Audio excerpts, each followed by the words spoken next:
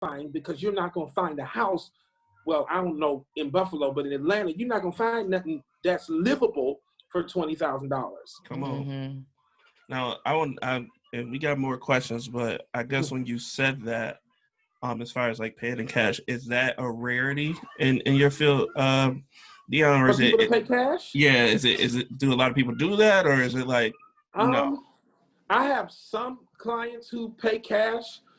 They just have it. A lot of my relocation clients will have sold their home somewhere else and are now taking the revenue from that sale to purchase the new home. Every client is different. Also, there's two types of loans. There's an FHA loan, which we can get you qualified typically with a 580 or above. Some lenders right now are a little bit more strict on that. They're looking for a 620, but that's just because of COVID. But FHA guideline says that you can have as low as a 580 and get qualified for a home. Now that's when they pull a tri-merge credit report, okay? That means they pull all three bureaus and they go with the middle score.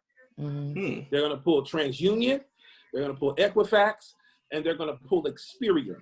And whichever is your middle score is the one that they're using to qualify you. Also, if you're married and you're trying to get the home together, they're going to use the lowest score. Okay, so let's say I have a 780 and my wife has a 720. Well, they're going to use my wife's score to determine my eligibility. Wow. That's why when you get married, you need to check their credit. Do y'all hear this, man of God? You hear what he just said? Before you get married, check your credit, huh? No, for real. Yeah, because either that, and the only way around that is I have to literally take the person with the lesser credit score off of the loan completely. Wow. And you would have to purchase the home based upon the income and the credit of the person who actually qualifies. So if your spouse falls below the 580, you can't put them on the loan. Wow. And you can't include you can't count their income. You cannot count their income. Wow. You cannot count their income. You can put them when you close, you can have them put on the title and the deed so that ownership is still. But when it boils down to it, there's only going to be one person that's responsible for the financial debt. Yeah. I feel like I'm educated. So it's important that you, and it's never going to, hear me when I say this, I hardly ever get a couple with the same score. But if both of the scores are good, then we still don't have a problem. Then we still don't have a problem.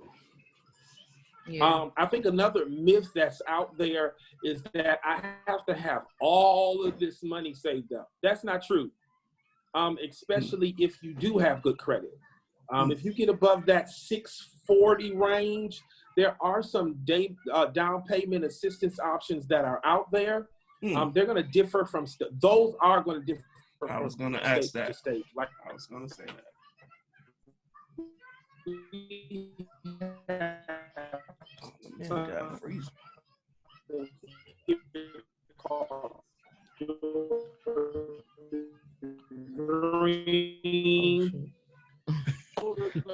Differ just a little bit from state to state, but if you get a higher credit score, then there's down payment assistance options that are out there, and also you can negotiate prepaids and closing costs with the seller of the property.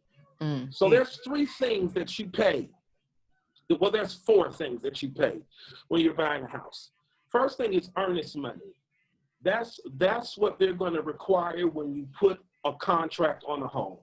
It's to ensure that you have skin in the game, right? They're taking their house off of the market until you can close it and not allowing anybody else to purchase the home. Right. Leverage, right? So earnest. The second thing you when your share is 3.5% of the sales price of the house. That sales price is what you're going to need to bring to the table. Then you have prepaids. Those are your prorations, right? So if you're buying a house in August, well, from January until August, the taxes are the responsibility of the person selling it to you because you haven't owned it yet. Mm-hmm. But from August until December, taxes are your responsibility. Mm-hmm. So prepaids are those prorations that divide things to ensure that they're fair across the board. Then you have your closing costs. Got you. Closing fees, title transfer fees, things of that nature that you'll also be responsible for. Your internet. So you have to be prepared for that kind of stuff. You but are freezing a lot of terribly. that stuff can be taken on by someone else depending on your. Say it again. Okay, Man, you're God, freezing yeah, that, terribly. Hold Okay. They are trying to stop you from sharing the knowledge Hold on. tonight. Okay. But community, and it looks like he may have. Hold on 1 second. Yep. Oh.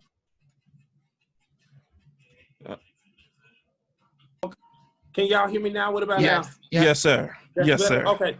All right. Where did you lose me? Okay. From the taxes, the prorate taxes. Okay. From August to December. Got you. Where you stop. So if you're purchasing a home, your prepaids are your prorations. That means if you purchase, like I said, if you purchase a house in August, Mm-hmm. From January of that year to August of that year, the taxes are the responsibility of the seller because you have not owned the home yet. Mm-hmm. But from August until December, those taxes are now your responsibility because you will own the home during that time. Gotcha. Okay. Proration also with HOAs, homeowners associations, right? So if I've only owned the house from August until December, then my HOA fees are going to be prorated for the time that I've owned the home. Mm-hmm. Then you have closing costs, right? Closing costs are attorney's fees. You're going to go to a closing table. That's typically at an attorney.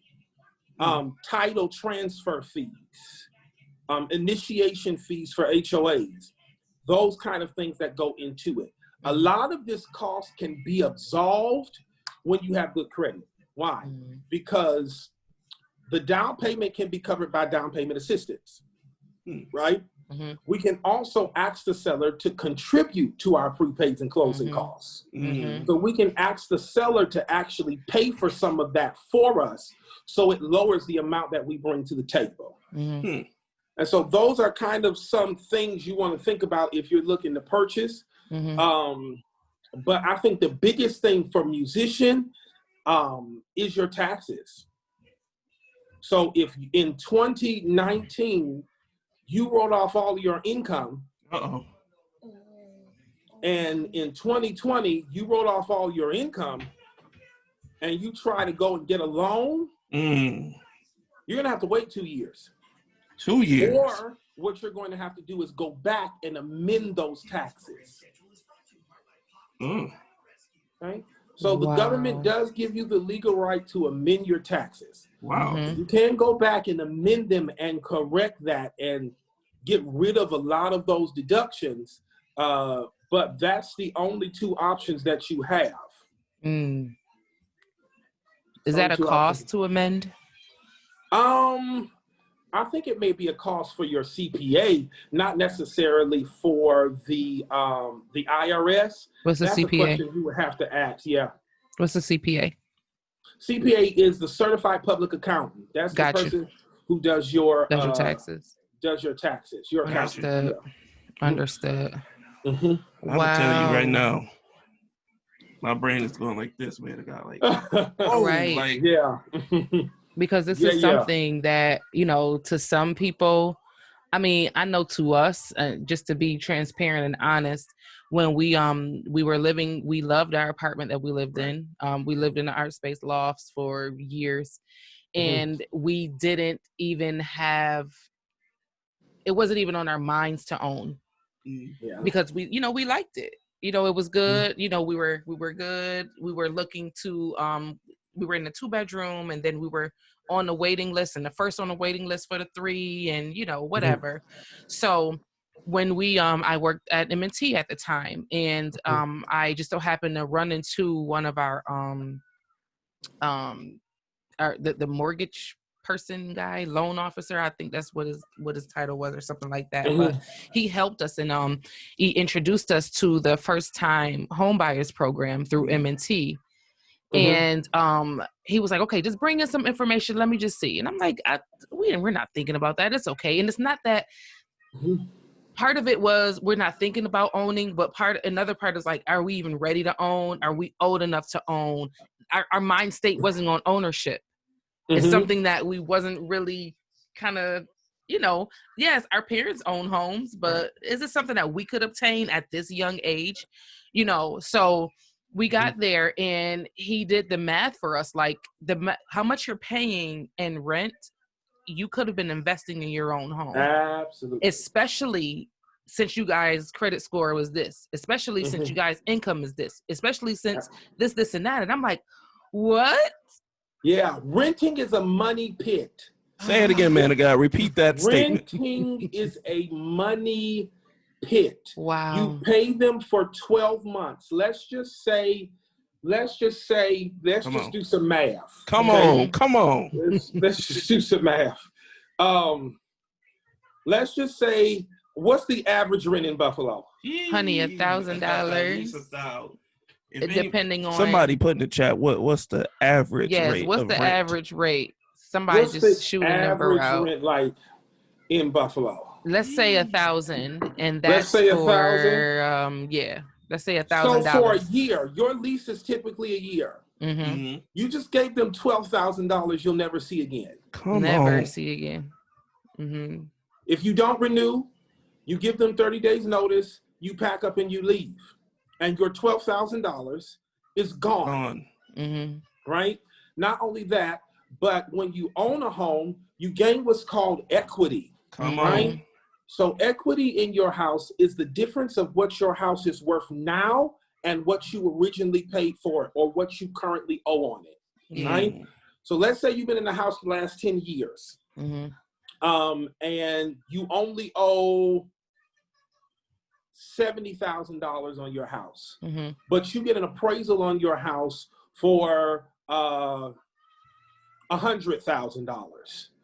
Well, when you sell your house for the $100,000 that it's currently worth, you walk away from the table with 30 grand. Yeah. Come on. Yep. Okay. So it's quite different from renting.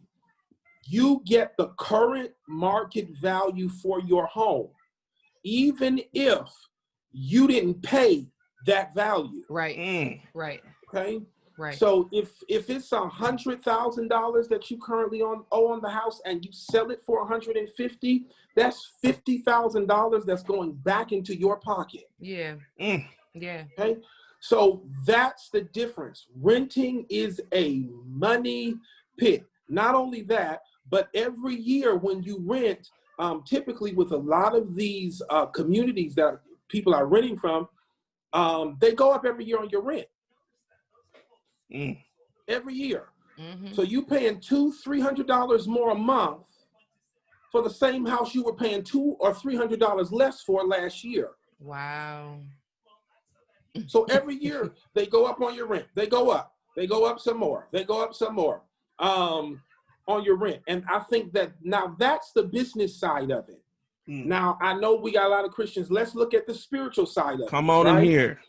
Right? When God wanted to divide Israel their inheritance, what did he give them? He gave them land. He gave them the ownership of land. It's the will of God that the people of God own something. It is not the will of God for you to spend the rest of your life renting. Can you say that again? As long as you buy into that, there's a part of the Abrahamic covenant and inheritance that you are robbing yourself of. We are the seed of Abraham, which means the inheritance that was given also in many ways belongs to us. God didn't give them money. God didn't give them a car. God gave them land. Right? So there is something very important about that. Yeah. Right? Yeah. There's something very important about you owning where you live, and not just where you live, but you owning land, period, as a kingdom symbol of our covenant with God. Yeah. So, I mean, yeah. You just answered question 2. Lord have mercy.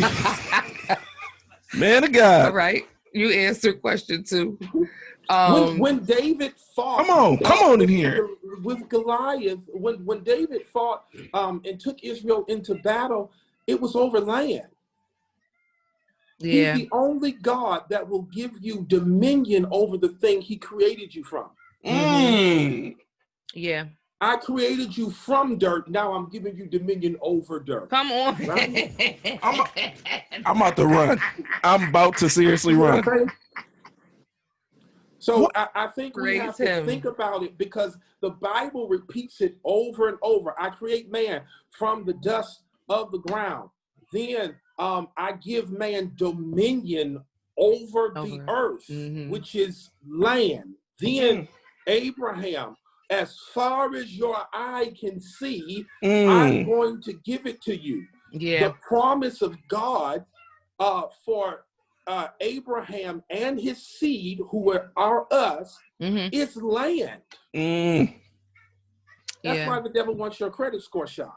Come on, man. He wants to rob you of your inheritance. Yeah. And mind state. Yeah.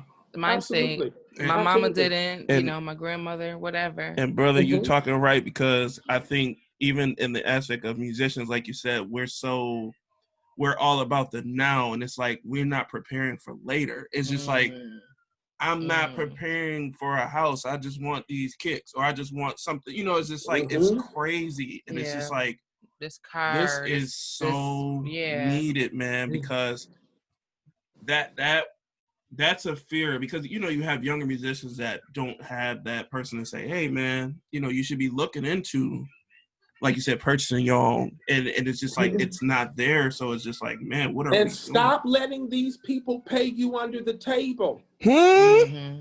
Stop that.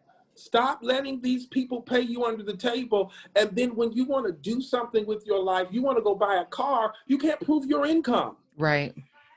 You have nothing to present to them. You want to go buy a house, you have nothing to present to them. Because your pay is not on paper. Stop letting these churches, and I'm a pastor, so I love a large church. Come on. Hear me when I say it. But we have to start operating in a certain level of integrity. Yes. And it has long-term effects. And many musicians that I talk to are just like, as long as they give me my money, as long as I get my money. And you could be sitting with $200,000 like my client is in the bank and can't buy nothing. Wow. Because you can't prove where you got it from. Yep. Jesus. When you don't operate in integrity, it comes back to bite you. Yeah. Man. That's so, something. I mean, that's something. Because it's like, it's not being taxed right now, because it's like, if they paying you $200 for this service that you sat in for an hour. Oh, it's not being taxed. It's $200. But it's like, man, if you ever want to go and do something, what do you tied have? Up. What are you gonna do? You're tied up. You're gonna have to put in your mama name. You have to have a co-signer. Yes. Come on. If you're a man, you now have to have your wife buy a house for you Keep going. Because you can't prove what you make. Keep going. Yeah. So, That's so true. it's a whole integrity thing here. Yeah. It's a whole integrity thing here. A lot of you don't have bank accounts. Like, where are you putting your money? Yeah. The first thing a lender's going to ask for is bank statements. You can't buy a house and it's under your sofa or in your safe. Yes, that's real. Oh, that's real. No. Put it in your Take mattress. that money out and put it into a bank. Yeah. So that there is record of your income. Right. And you have a financial advisor that helps you to choose the right account so that it can grow for you. And I'm gonna just put this out here right now. If anyone needs, and I'm sorry if I'm speaking ahead, Pastor Dion, but you're fine. I'm pretty sure he would be willing to at least point you in the right direction. And like you said, he's in Georgia, but this our brother. He from here. So if you need any type of guidance, this is why he's on here for this very purpose. Is because it's needed, man. Like ownership versus like renting. That's just like, woo, that's enough. It's huge. A comment says, one of them says, shortcuts lead to long scars. That was Pastor Keith. Yeah. And then Ms. Brown said, yes, stop. Then you mess yourself up. Stop with the shortcuts or whatever, what you were just saying, because it messes yourself up with retirement and disability. That is also true. Yeah. That's so true. Yes, because they're taking the retirement, how they determine your retirement is they taking what you have made over the years. Come on. To determine it. But if we can't prove what you've made over the years. What you gonna do? You know, I mean, so you really hurt yourself and you really hurt the future of not only you, if you're married, if you have children, you hurt the future of your family because you didn't operate in integrity. Come on, man. And it's so tough. It's a drummer that Kurt loves. What's the man name who hurt us? Years ago, Calvin Rogers got, the unfortunate situation was he got like robbed in front of his wife, and it was crazy. It was actually in Chicago, and he's good now. Like broke his hand. You mean the Chicago I'm in right now? Mighty God, I'm so sorry. Oh my God, I'm so sorry. I'm sorry. I'm so sorry. But they broke his hands and his arms, and he's a drummer, a famous drummer. Right. So it's just like, like that was so traumatizing for me, just because it's like I've been listening to this dude for years and years. And I feel like he's a part of my family. And it's like, they're taking away his livelihood. But then on the other side, it's like, I'm pretty sure he has his stuff. Hopefully he has his stuff correct. Like you said, if you're a touring musician and you got to stop, and you got to stop, it's like, okay. What do you have? Do you have a savings? Do you have a plan? Do you have all of that? And I don't understand this within the culture of church. I don't get it. Jesus was a cleric and a carpenter. He had a ministry and a job. Talk. So why is it that because you feel like you have a ministry, you can't go to work? I don't understand. You was a carpenter and a cleric. Yes. So when he was preaching, he was building stuff. Yes. And if you haven't learned that by any means, you should have learned it by now, especially with COVID in terms of ministry. Yes. There is no conferences. You talking, that's man. So true. You are talking. Yes, that's so true. Listen, my invitations to preach have been cut. Yeah. Because they're canceling their conferences. Yeah. They're canceling their conferences. You're not being invited to preach because the churches are not open. Yeah. And so this whole idea that I'm going to bleed the people of God so that I can live a luxurious life, here's your wake-up call. Come on, man. Right now? Gosh, sir. Who need a drummer? We have a church online. Huh? Right. I mean, some people have gotten creative with it and done the stream with the live music and stuff like that. But if that's not the case, everybody's not doing that. And so when you solely depend on one stream of income, you create problems for yourself. Yeah. Oh yeah. God said something to me earlier, a couple of years back, when I was in management for the bank. He said, the Garden of Eden had multiple streams. Why do you only have one? The garden had multiple streams flowing into it. We depend on one stream. And that's why a lot of us end up in the place that we are. A lot of people were getting laid off. A lot of people were being furloughed. For everybody who thinks their government jobs are so secure. Yeah.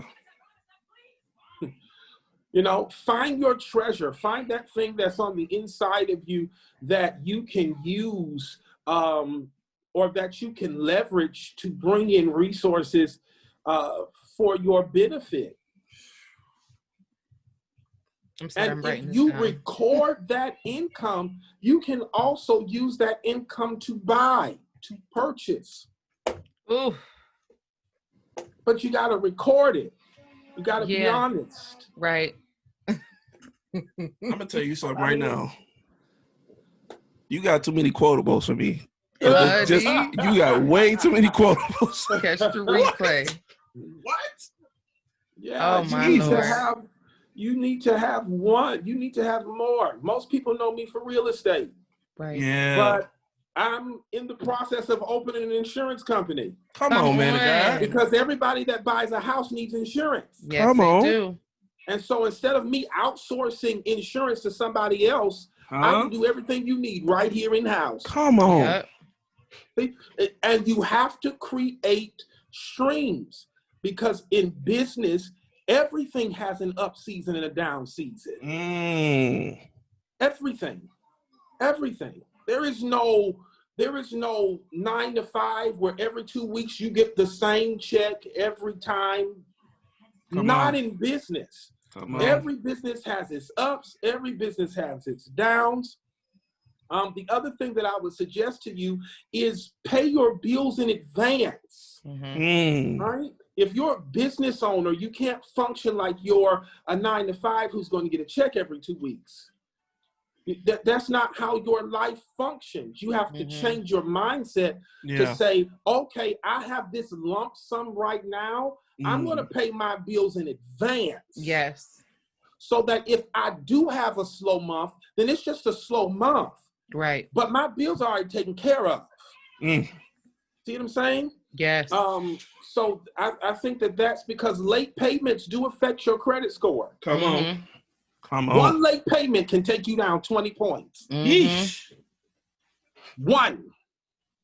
I believe it. One late payment can take you down 20 points. And all of that affects your ability to be able to purchase. Really does. And that's just me being completely honest with you. I know it's a little sharp, but I built my business on honesty. Come on, man of God. You can't shake the system and think that it's going to work in your favor. Yeah. It's not going to work. And believe me, these lenders are digging. Yeah. These lenders are digging. So you want to make sure that you're doing the right thing the first time. And right now I have one of my clients who have to wait to purchase because the IRS has been shut down just like the rest of us. Yikes. They haven't produced what's called transcripts. Yeah. And so I have clients who have to wait now to purchase until the IRS can produce the transcripts for their taxes. Wow. So if you didn't file for the last 10 years, and now you're trying to hurry up and file for the last 10 years so you can buy a house, you're going to be waiting a while. Because they have to file all of those taxes and they're already backed up due to the pandemic. Right. You hit a point about COVID affecting the livelihood of musicianship, and it was shattering to some musicians because, like you said, if that's your only stream, and hey, the tour is canceled. Now what's there? Like you said, church is closed. It's like, where is the streams? Like you said that. Mm-hmm.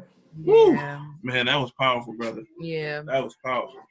We have to start thinking about it from that perspective, because if this year has taught us anything, is that this life is really unpredictable. Come on.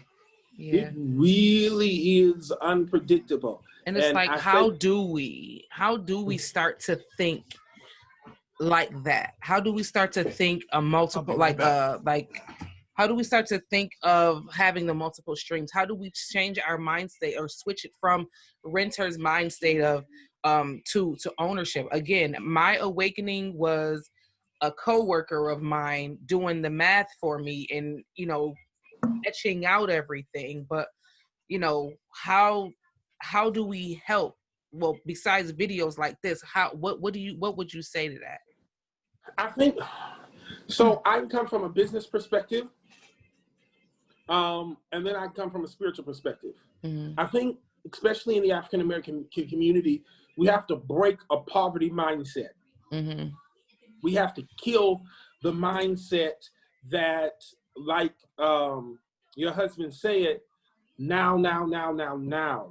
I think you have to start thinking about the future. That's from a spiritual perspective. What does it look like 5 years from now, right? Mm-hmm. What does it look like 10 years from now? Mm-hmm. What does it look like in terms of what we want to see for our life in the future, and not just how we're going to pay these bills this month, right? Is it possible that God is not as much concerned about now as he is concerned about the longevity of your success, as opposed to you just being able to bleed through it right now? Yeah. Oh, we got just enough to pay the rent. We got just enough to pay the bills. We got just enough. And hear me, I was not always in the position I'm in now. Oh, been broke. Oh, yes. Come on, man of God. Yes. Hear me when I say it. Ministry is up and down. Okay. And so I've been there where it was a struggle. But one of the ways that you break that is you don't live beyond your means. Yes, sir. If you make $1,200 a month, you don't need a $900 apartment. You can't afford it, right? Yeah. And so what makes things a little bit easier is really being a good steward over what God has currently given you, so that you can ensure that you're able to sustain the lifestyle you've created.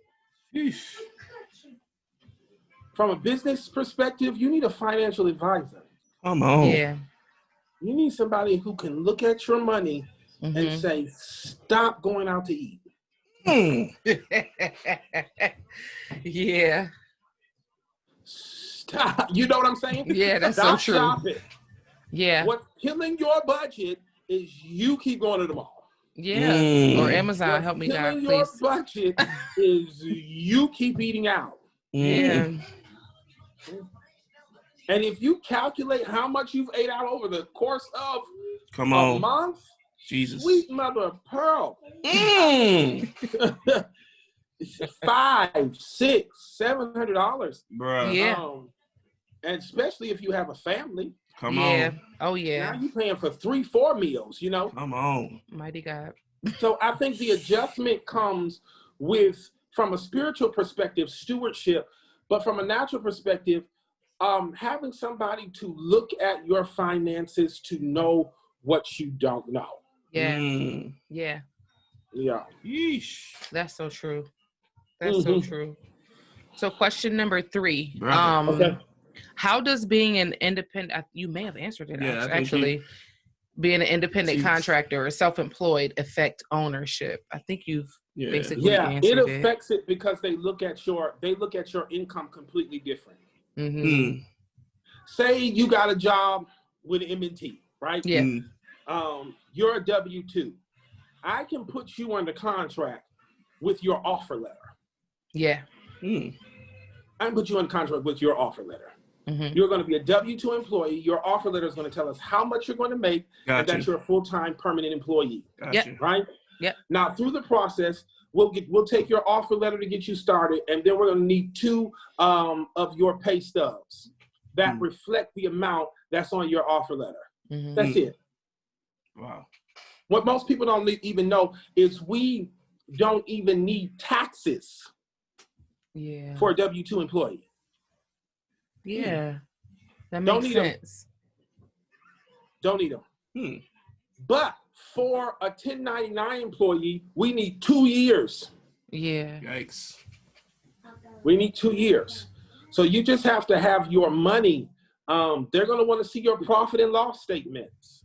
They want to see that stuff. They're going to look at that stuff in terms of you purchasing a home. So, get a central way, even if you're a business owner, get a central way for people to pay you. QuickBooks, some form of a payment system that keeps a level of record of, stop using PayPal and all this other stuff to get your money. Get something that's going to hold a record of what's going out and what's coming in. Yeah. So that your taxes can be correct at the end of the year. Yeah. Wow. Understood. Yeah. Jesus. So what are some pros and cons you would find dealing with a 1099? And as well as being paid under the table. I think you addressed the being paid under the table. Paid under the table, you get your money. Yeah, all of it. You get all your money. But if the IRS ever finds out, you go to jail. Come on. So, pro, you get your money. Jail comes.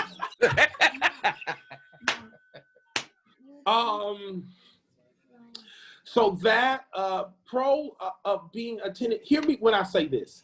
Everybody's not called to be a business owner. There are pluses and minuses to being a business owner. Hear me when I say this. When you have a W-2 employee and you're full-time, you're getting health insurance. Yes, sir. I think my wife needed a filling and it was $1,500. Mighty God. Because you're self-employed. So there are pluses, there are minuses to being self-employed. To being a 1099, I love what I do. I would never probably go back to being a W-2 employee. But I think the plus to it is obviously that I drive my income. I drive my production. And so I don't need to ask somebody else for a raise. I work for the raise I get. Come on, man. Saying? Yeah. Whereas W-2, you kind of just have to ask and hope that they offer it to you. And even if they do, it might be $2 or something like that. So there are pluses and minuses to both. Being a successful business owner means that your expenses do go up. But what I suggest for business owners is high ROI, which is return on investment, low overhead. High ROI, low overhead. Does your business really need a building? Or are you just trying to floss? I'm a real estate agent. I could go and get a building and have this illustrious, for what? Right. I'm selling you a house. We can meet at the house. See? And so I think you have to look at your business a little bit more aggressively to determine what's unnecessary. Mm-hmm. Like, what's unnecessary overhead? Like, can you afford to have an employee right now?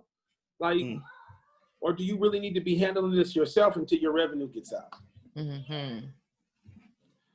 And if you're a musician, come on.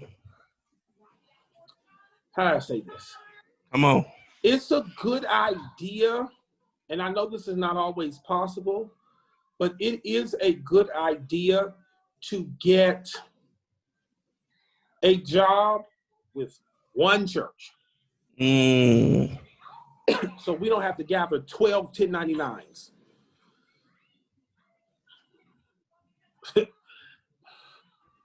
It's a good idea. Now that's not always possible. Right. That's not always possible. If you got to take care of your family, you got to take what you got to take. But I should think you should make it a goal to get at least one good 1099.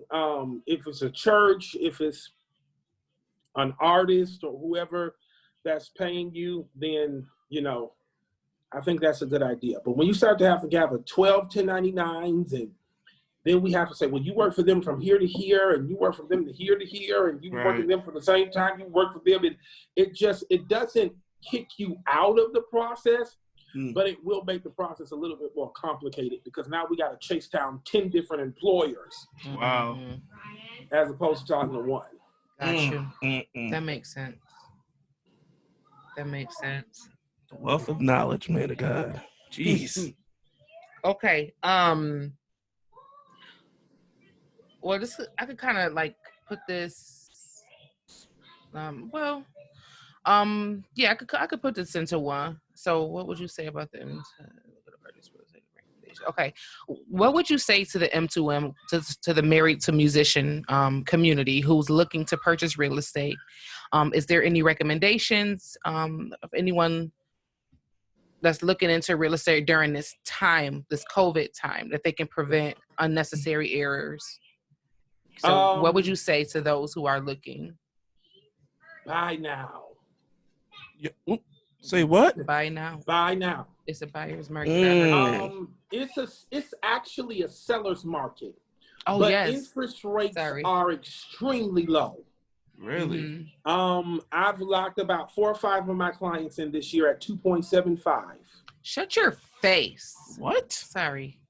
Last year we were in 4% and 5%. I've locked one of my clients bought a $270,000 house, and I think she's paying $1,200 a month. Yeah. And it's for a new build. You do new construction. Doing new build. Yeah. You do I do a lot new construction and I do resale. Yeah. A lot of my clients just prefer new construction. A lot of people make the assumption that new construction is more expensive. It's not. Yeah. So bust that myth. Let's go. Yeah. So, I mean, it's a great time for you to buy right now because interest rates are ridiculously low. But what I heard was, like you said, I'm sorry, I mixed them up with the buyers and the sellers. A lot of people are being outbid right now. Because it's like, I want this house. Well, I want this house. So I would I'll offer 10,000 more than what, than over asking. So, yeah. My suggestion also, because it's a seller's market, I don't know about Buffalo, but here in Atlanta, give them what they want. I put a house under contract last week, Saturday. With resale, it's bidding. I put in an offer. 5 other people put in an offer. It's up to the seller who they go with. Right. With new construction, it's first come, first serve. Right. So whoever gets there first with their earnest money, a pre-qualification letter, and they sign the contract is the person who gets the house. Wow. So there is no back and forth. Right. That's with new construction. With resale, you get into bidding. I had a client who bought a new construction home, put it under contract last week. While we were sitting there writing the contract, somebody walked in the door and asked for our house. Literally. And so if we have delayed in any way, we would have lost the house. Wow. I had another house that I listed last year. I listed it at 7 o'clock one night. By 12 noon the next night, I had a full price cash offer. All right. So in this market, if you sleep on it, you won't sleep in it. Yeah. You're quotable, sir. All right. Oh my gosh. In this market, if you sleep on it, you won't sleep in it. Yeah. So you can go and think and meditate and do all that if you want to. A week later, that house might be gone. I mean, a day later, because literally we later, were the first. An hour later. Yeah, in our house, I was at Janila's. I was at Julian's, like a graduation thing at his school, like a little whatever thing at the end of the year, and I got a bing because there was a house in the area that we wanted, in the price range that we wanted, the number of bedrooms, bathrooms. Got the bing. It was on there like 5 minutes, and then I reached out to my realtor, our realtor then, and we got into the house. I was at work. He went and saw it. After that, like, he went and saw it, fell in love with it. Like, I want it. It was so many offers on there. Like, after that, like, not offers, what you call it? It was offers. It was offers, and offers. Also like we attention. Call them offers. Yes. And I'm like, oh my gosh. But we already said, hey, we want this, whatever. This is what we want to do. This is there. And they said, you know what? Because of this, because of that, you got it. Yeah. And then after that, it was like, like, even one of his friends was like, you got my house. Like, it was funny, but it's like, man, like, it was really, it's that real. It's like a war. And I'm like, whoa, like, I've been looking for houses. I was looking for houses for my clients. I called and scheduled appointments to view them. By the time we got to the house to view it, other people had bought the house. Wow. They had accepted offer. There was another client that we put in our bid, found out that there were 20 other people who put in an offer on the same house, right? So when you don't get into this market thinking $1 million real estate agent or all these shows you be watching. Yeah. Okay. Come on, man. Have fun with that. You're going to be sitting in that apartment this year. Because if you don't give them what they want, one of them other 20 offers is. Yeah. And who you think they're going to go with? Right. Now, when the market switches to a buyer's market, the buyer will have a whole lot more leverage. But right now, it's a seller's market. Which means if you don't give them what they want, they're going to find somebody else who is. Yeah. Wow. And they won't even have to find them. Probably the next person they'll come who walks to in them. the door. Yeah, absolutely. Yeah. They come to them. So, I mean, I would tread lightly with your negotiations in this market. I would hear that, folks? Very lightly with your negotiations in this market. Yeah. Yeah. But there you have it, everybody. If there's any questions, listen. Please, M2M community, if there's any questions, please reach out and we'll get it. Yeah, because some people may not want to, maybe they don't feel comfortable wherever they are with this type of conversation, as far as the ownership. But man, you gave both sides, and it just. Can I give one last tip? Please. Go. I'm just not trying to have you. I'm not trying to have you on because you've been working all morning, all day. You've been preaching, man of God. Come on, go ahead. But talk. Yes. It's okay. If you don't know where you stand, call the lender. Have them take you through the pre-call process. It's like 15 minutes.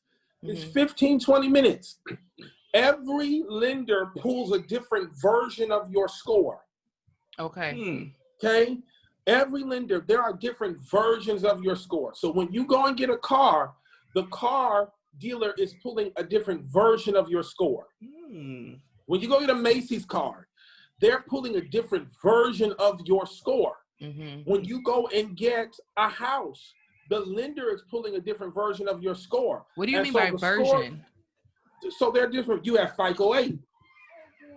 You have the other versions of the score, FICO 7, whatever it is. There's different versions of the score, crazy. and each lender has the right to choose what version of your score they will pull. Wow.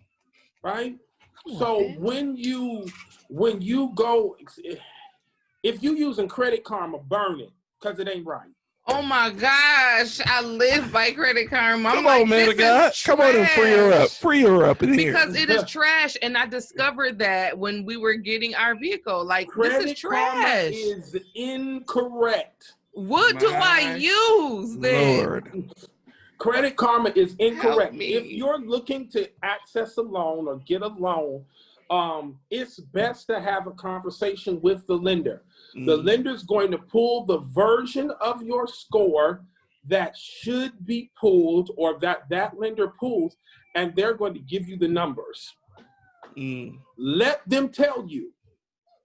Stop trying to figure it out by yourself. Stop trying to be a lone ranger. You need to talk to a lender. And one pull on your credit is not going to hurt your score. Come on and debunk this stuff. Debunk it. Like, that's a myth. One pull on your credit is not going to hurt your score. If you don't have 50 different people pull your credit score, then maybe. Right. But 1 or 2 credit pulls, especially if it's a mortgage lender, the bureaus consider that shopping for a mortgage. So it doesn't affect your score. Okay. It doesn't cost you anything just to call the lender and say, hey, I want to get pre-qualified. Okay. They're going to pull your credit. They're going to look at your debt to income ratio. And if you qualify, they'll say you qualify and this is how much you qualified for. If you don't qualify, they'll say you don't qualify and here are the reasons you don't qualify. Instead of you just taking blind shots at your credit. Some people don't know that there are some things that you can pay off on your credit report and it doesn't move your score at all. Yeah. Yeah. There are things you can pay off, and depending how long it's been on there, depending on how many bureaus it even reports to. And so a lot of times we spend thousands of dollars to pay off debt that's not moving our score at all. Yikes. You just spent $12,000 to pay off, and some things, when you pay it off, it actually lowers your score. Wow. So you have to stop doing this by yourself. You have to talk to somebody who knows what they're doing. Yeah. Because let's say you don't qualify right now. Well, at least you know what you need to do to qualify. It's hard to set in place a real plan and an effective plan for success if you don't know what's causing you to fail. Right. Right. You got to be open to what's causing you to fail. Come on, man. And then if you work on that stuff, it can push you to where you should be. Well, I'm gonna read this question to you, man of God. From someone in Facebook. They asked, what should we start doing in preparation to buy a home or buy a house? First thing, talk to a lender. Let that lender tell you where you currently stand. Let that lender tell you where you currently stand. Some people qualify right now and they don't know it. Some people don't qualify right now, but at least I can get the information right so that I can improve the things that are hurting me from qualifying. Right. So the first step is talk to a lender. Find out where you stand. Stop guessing. Stop guessing. Did you read the question? Talk to somebody. Yeah. Talk to the lender. Don't be scared. Don't be scared. So it's like, okay, when it comes down to a lender, it's like, how do you shop for a lender? So I'm going to tell you this right now. I'm going to give y'all a little tip that I give only to my clients. Come on. Ooh, how much is it going to cost? Come on. Stop going to these big banks Chase, Bank of America, all these places. Find you a credit union. I know. I say that all the time. They got the best rates. Credit unions do not have the federal government overhead that regular banks have. Yes. And so the federal government has a lot more power to regulate the interest rates for these bigger banks. A lot of credit unions are 100% membership owned. So they have a lot more leverage to give you a lot more aggressive rates. I encourage everyone to have one big bank, right? And one credit union. Yeah. I have a Bank of America account because I travel a lot. And Bank of America is everywhere. Pretty much.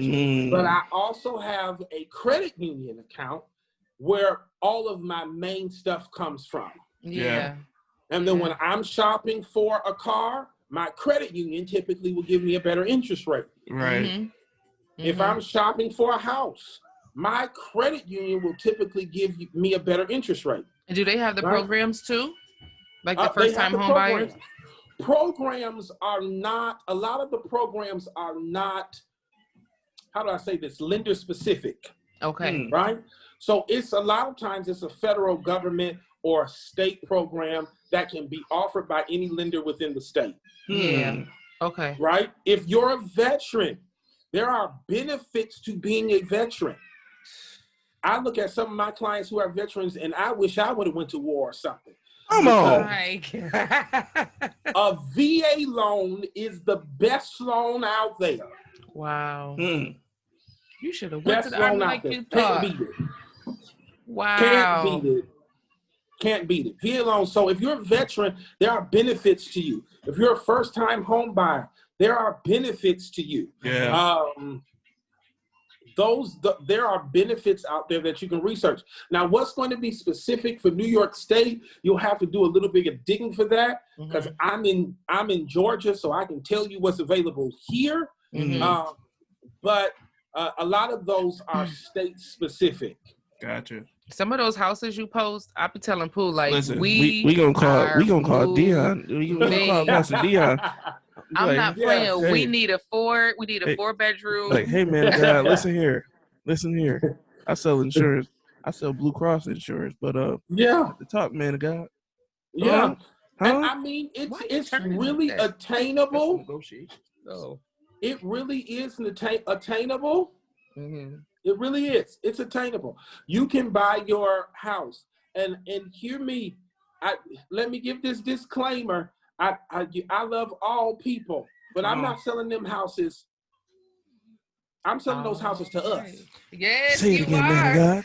Yes, you are. Go through his profile, through his page, and you'll see all. A lot of my clients are us. Yes. Like, so I'm not selling to other people. Like, it is attainable for our community, but you have to start being responsible with your resources, and you have to start being responsible with how you handle your money and your job. Yeah. So it's definitely attainable. I sell a lot of beautiful homes. I do. Yeah. I sell a lot of beautiful homes. It's a Blue Cross Blue Shield in Atlanta. Oh yes, Blue Cross Blue Shield is here. Come on. State Farm just built a whole nother headquarters over in Dunwoody area. So insurance is really big here as well. But I think that to answer her question, just really talk to a lender. Yeah. It's like when you get sick, you start self-diagnosing yourself. I think I got this.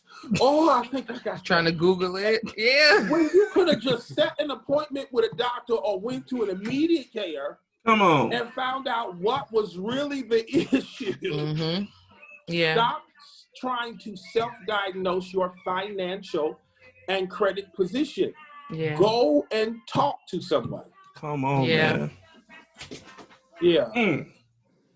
So That's I think so that's the advice that I would give to whoever asked that question. Ooh. Yeah, Miss Linda. Jesus. Yes. Yeah, Miss Linda. Yeah.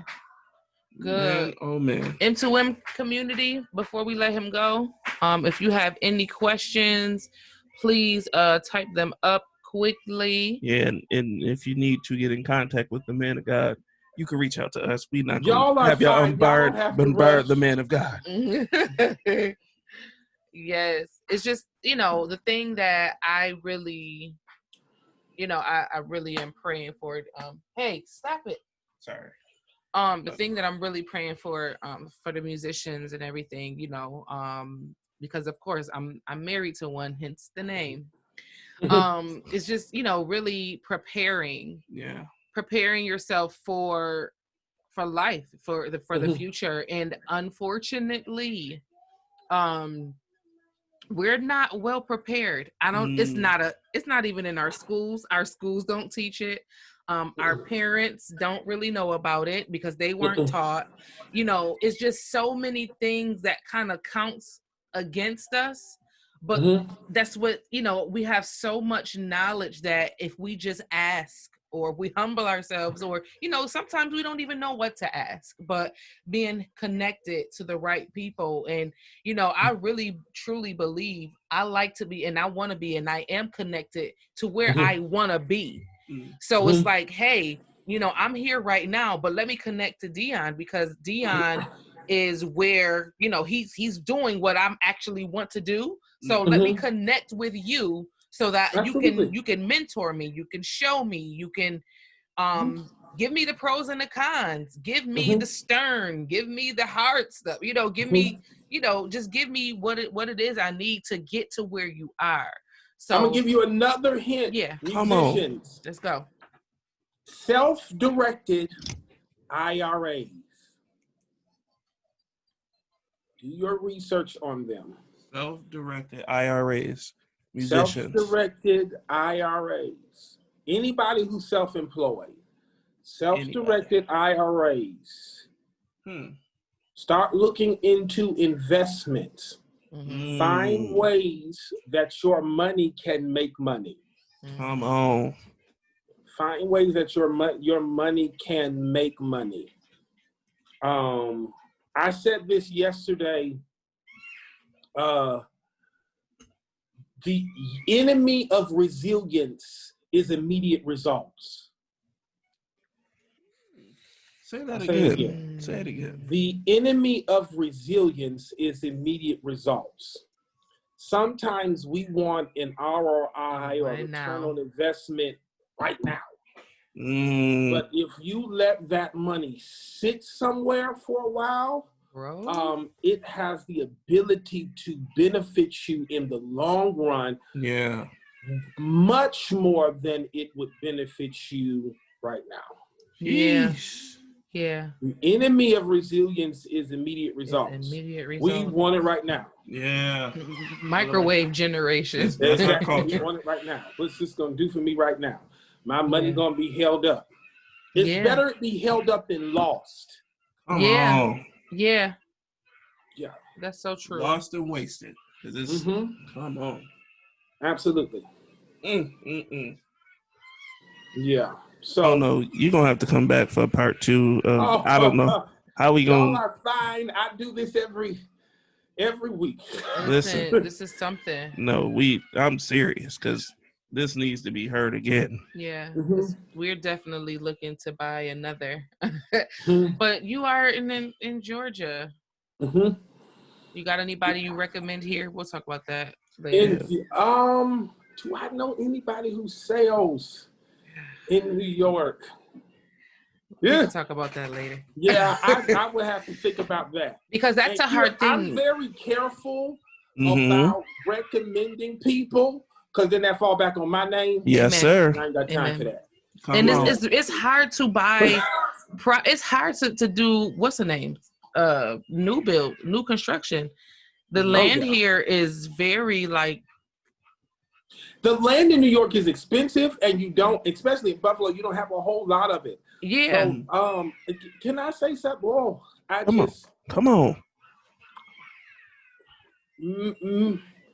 Make sure that you expand your horizons, right? Okay.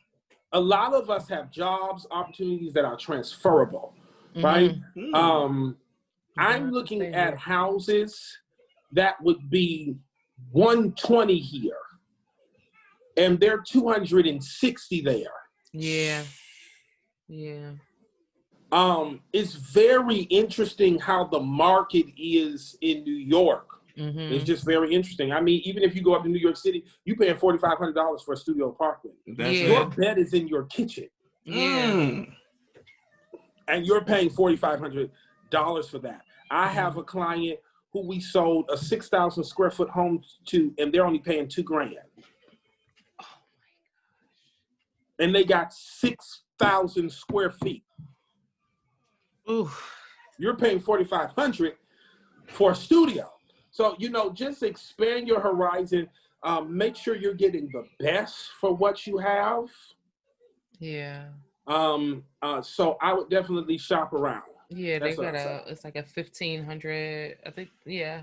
I just saw like a 15 to 1,800 for a whole house renting. Yeah. That's for crazy. like maybe 4 or 5 bedrooms, maybe even You one bath. Own for that.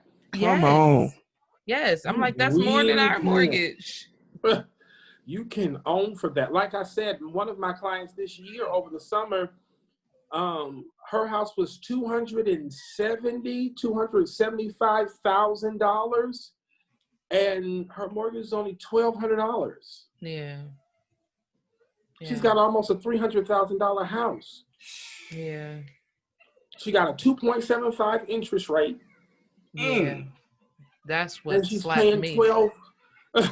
She's paying $1,200 a month. Yeah. To own it. You're paying $1,800 to rent. Yeah. Yeah. To put into somebody else's pockets to exactly. And what a lot of people do stuff. not know is, in order for a landlord to make money off of a rental property, you have to be paying their mortgage and some. Huh? Yep. So, which means they're charging you that $1,800 when really their mortgage is probably $1,200 or $1,300. Yeah. That other $600 or $700 they're pocketing. Here. That's their profit. Shoot. Never mind. But yeah, you paying about maybe $600 in your mortgage, and you're charging people $15, $16. So you're crazy. pocketing $1,000. Yo, that's something. Like that's you're what paying their mortgage on the house you're living in and the house they're living in. Yes, exactly. Yeah. Yeah. I was like, that's why it's like being a landlord is actually being a landlord is an income, bruh. It is. Yeah. It is. Yeah. But yeah. Anything else? Jeez. No, I mean, y'all got any questions for me? Nope, we don't have. Listen, we gonna talk to you about coming to Georgia. No that's what I'm talking about. Huh? You showing these? Yeah, we took and it's crazy, Pastor Dion, how we literally sat here one Sunday and just like over the weekend we had to sit here and watch houses. Like people like walking through houses, like the real estate, and it's like these huge houses. Like we was watching one in Atlanta, we watched one in Vegas. So it's just like we're sitting here watching this, like, yo, as a family, like, man, like, okay, the kids like, that's my room, that's my room. But I think it's good just to have that perspective of like, yo, this isn't it for us. You know, this isn't it. You know, Jesus' there's name. something else. Yeah. To pursue. So wow, like you. Yeah. Yeah. I ended up in Atlanta because I stopped making Buffalo my only option. I was in Buffalo and I was looking for a full-time job for what I was already doing part-time, and they wouldn't give it to me. And it was like Holy Spirit said to me, you are acting as though this is your only option. Cast your net. Now, that may not be for everybody. I believe that there are people who are called to that city, who are called to Buffalo. But for me, it was like the Lord was saying to me, cast your net. And what I couldn't get in Buffalo in 2 years, I had an employer offer me in Atlanta in 2 weeks. So, you know, sometimes you have to be willing to cast your net. I know musicians here getting $700-800 A service. Yeah. A service. Yeah. Huh? Yeah. A service. I was like, I'm in the wrong field. Mm. I'm in the wrong field. And they're doing 3, 4 services a Sunday. Yeah. Jeez. Are they W-2 employees? Are Some of them are W-2, some of them are Yeah. 1099s. Yeah. Some of them are W-2, some of them are 1099s. I mean, seriously, you're walking home with $4,000 every week. Yeah. Every week. Yeah. So, and I'm not saying that I don't hate Buffalo. I love Buffalo. That's my hometown, but for me, Right. I had to stop making Buffalo my only option. Yeah. Come on, man.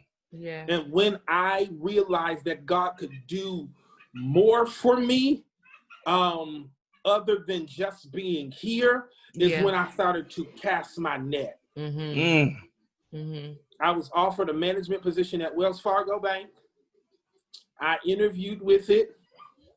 They were so impressed that the recruiter says, if this branch don't hire you, I'll find somebody else who will. And what I had been looking for 2-3 years in Buffalo, I got in 3 weeks. Come on, man. Wow. Here. So it's not, and I'm not selling Atlanta. Atlanta has its pluses and minuses too, and all that other kind of stuff. I'm not saying one city is better than the other. I'm saying from a faith perspective, whether you live in Buffalo or whether you live in Rochester or whether you live in wherever you live, stop believing that what you see is your only option. Come on. That's good. Quotable. I think it was Abraham who God told him to offer his son. Based upon where he was at the bottom of the mountain, his son was his only option. But at the top of the mountain, there was already a ram in the bush. Come on, man. If he would have believed that his only option was the one that he could see, he would have killed something unnecessarily. Come on. Come on, man. Right? So sometimes you have more options. You just living too low to see them. Yeah. What? Say it again. Yeah, sometimes you have more options. You just have to climb the mountain. Your second option is on another level. Yes. Goodness gracious. You have to expand your horizon. Start looking outside of your comfort zone. Stop looking outside of your norm. There may be options and opportunities out there. I'll say this too. He only dries up one well when he wants you drinking from another. Yeah. Yeah. God only dries up one well when he wants you drinking from another.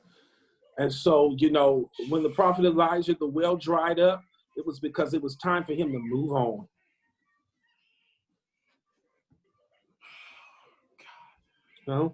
Look for your well, Look for your well. Stop worrying about the ones that's dried up. Right. Right. Yeah. Oh, that's so I hope true. that helps. Yes, it does. Listen, I messed up. Yes, it does. Yes, it does. That's so true. Jeez. Yes. Yeah. So, just be a little bit more. That's what I want to say to you. Just be more responsible. Yeah. Be intentional. You'll owe a little bit more money. Will. But it costs to be the boss. Come on. Pay up. Pay up, and it'll put you in a better position. Yeah. It will.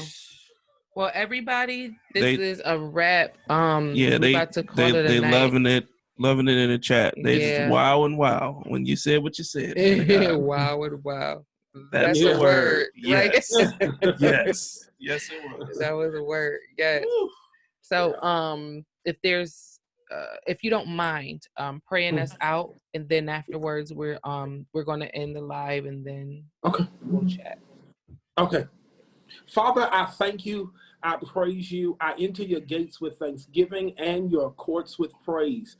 Say that this is the day that you have made. We command our souls to rejoice and be glad in it. Father, I ask now that you would touch the life and the mind of every musician every musician's wife, that you would give them wisdom.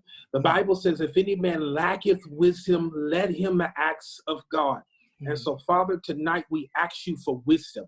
When Solomon could have asked for anything, he asked for wisdom.